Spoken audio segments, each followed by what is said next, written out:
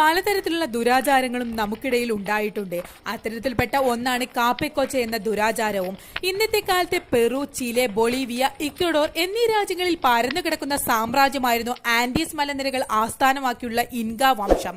12-ാം നൂറ്റാണ്ട് മുതൽ AD 1533 വരെ നിലനിന്നിരുന്ന ഈ സംസ്കാരത്തിലെ ഏറ്റവും വിവാദവും ദുരൂഹവുമായ ഒരു അനാചാരമായിരുന്നു കാപ്പക്കൊച്ച.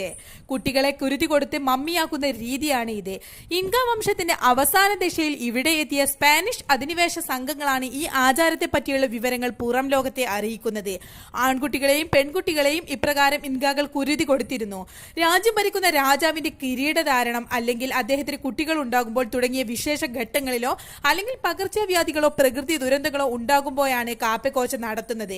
ഇൻക വംശത്തിന്റെ പൗരാണിക തലസ്ഥാനമായ കാസ്കോ നഗരത്തിൽ വഗാക്കുന്ന എന്നറിയപ്പെടുന്ന കേന്ദ്രങ്ങളിൽ വെച്ചായിരുന്നു ഇത് അരങ്ങേറുന്നത്. ഈ ആചാരത്തെ പറ്റിയുള്ള കൂടുതൽ വിവരങ്ങൾ അടുത്ത പാർട്ടിലൂടെ പറയാം.